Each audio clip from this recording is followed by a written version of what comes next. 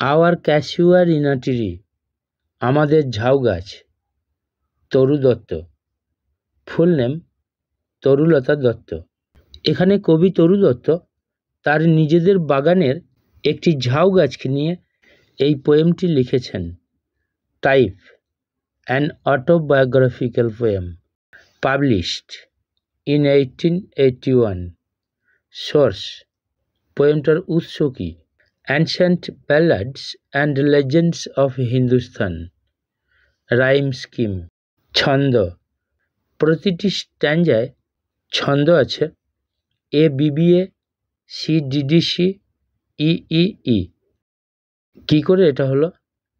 এখানে ফার্স্ট সেন্টেন্সের শেষে আছে রাউন্ড আর ফোর্থ সেন্টেন্সের শেষে আছে বাউন্ড।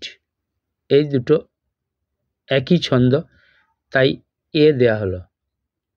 সেকেন্ড সেন্টেন্সের শেষে স্কার্স আর থার্ড সেন্টেন্সের শেষে স্টার্স। স্কার্স স্টার্স একই ছন্দ, তাই এ দুটো বি পেল।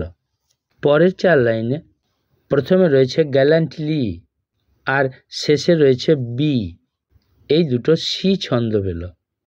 আর হাং অ্যামাং এই দুটো ডি ছন্দ পেল।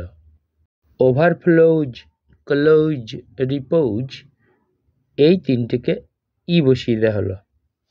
দি poem has 5 stanzas and each stanza has 11 lines. পোয়েমটির প্রতিটি স্ট্যাঞ্জাকে ভাগ করা হয়েছে 2 quatrains and a tercet or triplet নিয়ে। পোয়েমটার বেঙ্গলি মিনিং পড়ছি। Our casuarina tree, আমাদের ঝাউ গাছ, Toru Dutt. Like a huge python, বিশাল এক ময়াল সাপের মতন, উইন্ডিং রাউন্ড অ্যান্ড রাউন্ড, পেঁচিয়ে পেঁচিয়ে জড়িয়ে, দি রাগিড ট্রাঙ্ক রুক্ষ গুঁড়িটাকে, ইনডেন্টেড ডিপ উইথ স্কার্স গভীর ক্ষতের দাগযুক্ত রুক্ষ গাছের গুঁড়িটাকে এক বিশাল ময়াল সাপের মতন পেঁচিয়ে পেঁচিয়ে জড়িয়ে, up to its very submit near the stars, এটির একবারে চূড়ার ওপর পর্যন্ত নক্ষত্রদের কাছে এ কিপার ক্লাইম্বস উঠে গিয়েছে একটি লতা গাছ। এই কয়টি লাইনের মানে হলো, একটি লতা গাছ বিশাল এক ময়াল সাপের মতন ঝাউ গাছটার গভীর ক্ষতের দাগযুক্ত রুক্ষ গুঁড়িটাকে পেঁচিয়ে পেঁচিয়ে জড়িয়ে গাছটির একবারে চূড়ার ওপর পর্যন্ত নক্ষত্রদের কাছে উঠে গেছে। এখানে like a huge Python a keeper ক্লাইম্বস, এখানে রেটোরিক বা ফিগার অফ স্পিচ রয়েছে সিমিলি। সিমিলি কখন হয়? যখন কোনো সেন্টেন্সে দুটি ভিন্ন প্রজাতি বা দুটি ভিন্ন বস্তুর মধ্যে সাদৃশ্য বা মিল করা হয়। যেমন, the man is as ferocious as a tiger, লোকটি হয় একটি বাঘের মতো হিংস্র। এখানে লোকটি আর বাঘ দুটো ভিন্ন প্রজাতি, ওদের গুণ দুটোকে একই করা হয়েছে, সমান হিংস্র। ইন হুজ এমব্রেসেস বাউন্ড, যার আলিঙ্গনে আবদ্ধ হয়ে, no other tree could live, অন্য কোনো গাছ বেঁচে থাকতে পারত না। এখানে কবিতার নিজের জীবনের কিছুটা বর্ণনা দিয়েছেন অটোবায়োগ্রাফিক্যাল হিসাবে। 1862 সালে তরু দত্তের ফ্যামিলি খ্রিস্ট ধর্ম গ্রহণ করেন যখন তরুর বয়স 6 বছর। Toru's brother Abju and sister Aru both died of consumption, ক্ষয় রোগে বা টিবি রোগে মারা গিয়েছিল। Her family moved to France in 1869। কবি মাত্র 21 বছর বেঁচে ছিলেন। বিভিন্ন কারণে যে দুঃখের মধ্য দিয়ে তার জীবনটা গেছে, তাতে তিনি প্রকাশ করেছেন যে অন্য কেউ হলে এরকম দুঃখ কষ্ট নিয়ে হয়তো আর বাঁচত না। But gallantly the giant wears the scarf, কিন্তু বীরের মতন দৈত্যকার ঝাউ গাছটি লতার উত্তরীয় পরে আছে। উত্তরীয় কি? অনেক বীর বা সম্মানীয় ব্যক্তিদের স্টেজের উপর তুলে মাফলার জাতীয় একরকম জিনিস গলায় পরানো হয়, ওইটাকে উত্তরীয় বলে। ঝাউ গাছটা যেন ওইরকম লতার উত্তরীয় পরে আছে। অ্যান্ড ফ্লাওয়ার্স আর হাং, আর ঝুলে আছে ফুলগুলো ইন ক্রিমসন ক্লাস্টার, গোছা গোছা রক্তিম রঙের। অল দি বাউজ অ্যামাং, সমস্ত ডালের মধ্য থেকে। এখানে দি জায়ান্ট ওয়ার্স দি স্কার্ফ, এই অংশটাতে ম্যাটাফার বা রূপক রেটরিক ব্যবহার করা হয়েছে। এখানে লতাটাকে উত্তরীয় রূপক হিসাবে ধরা হয়েছে। Where on all day are gathered bird and bee, যার ওপর সারাদিন জড়ো হয় পাখি ও মৌমাছি। এখানে where on all day are gathered bird and bee, এখানে রেটরিক রয়েছে হাইপারবেটেন। কিছু জোর দিয়ে বলার জন্য ওয়ার্ডগুলোকে ওলটপালট করা হয়। এখানে সেন্টেন্সটা অরিজিনালি হলো where on bird and bee are gathered all day and oft at nights the garden overflows, এবং মাঝে মাঝে রাত্রিতে বাগানটা মুখরিত হয় উইথ ওয়ান সুইট সং, একটি মধুর গানে।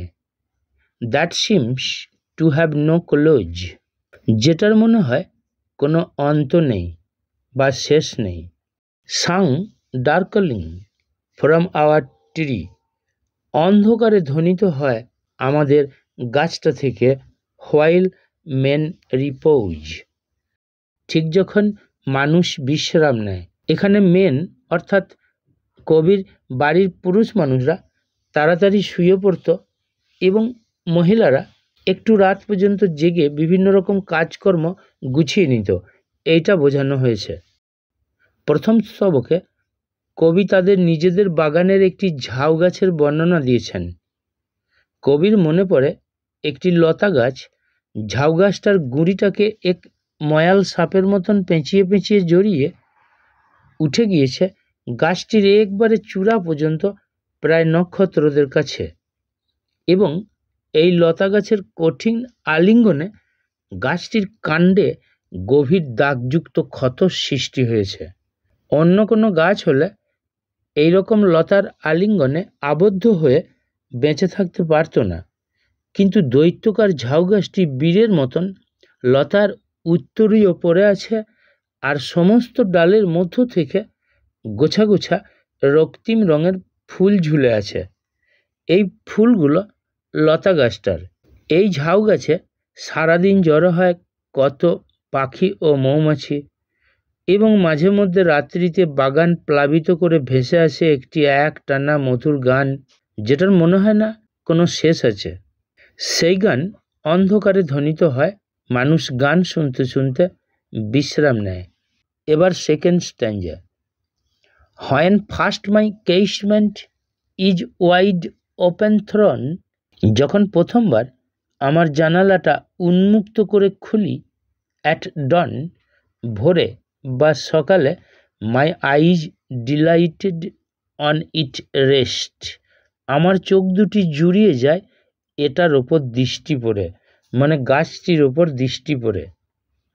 সামটাইমস, কখনো কখনো, অ্যান্ড মোস্ট ইন উইন্টার, এবং বেশিরভাগটাই শীতের দিনে, অন ইটস ক্রেস্ট, এটার মাথার ওপর, মানে ঝাউ গাছটার মাথার ওপর, a grey baboon sits statue like alone, একটি ধূসর রঙের বানর একা মূর্তির মতন বসে ওয়াচিং দ্য সানরাইজ, দেখে সূর্যোদয়।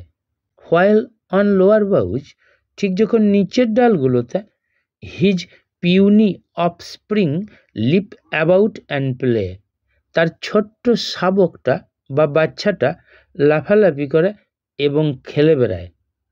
And far and near kokilas hail the day, এবং দিক দিগন্তে, মানে চারিদিকে, কোকিল পাখিরা দিনটাকে স্বাগত জানায়। And to their pastures wend our sleepy cows, এবং তাদের চারণভূমির দিকে চলতে শুরু করে আমাদের তন্দ্রাচ্ছন্ন গরুরা। এখানে and to their pastures wend our sleepy cows. এখানে রেটরিক রয়েছে হাইপার বাটন।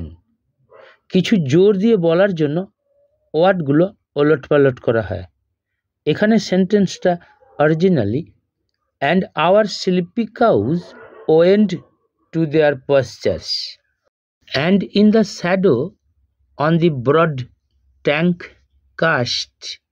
এবং বিরাট পুকুরের ওপর এসে পড়া সেই পুতিচ্ছায়াটা মানে গাছের ছবিটা, বাই দ্যাট হোর ট্রি, যা ধূসর গাছটার কারণে সৃষ্টি হয়েছে, সো বিউটিফুল অ্যান্ড ভাস্ট, লাগে কত সুন্দর ও সুবিশাল। দি ওয়াটার লিলিজ স্প্রিং, শালুক ফুল ফুটে থাকে, লাইক সোনো এনমাস্ট, পুঞ্জীভূত বরফের মতন।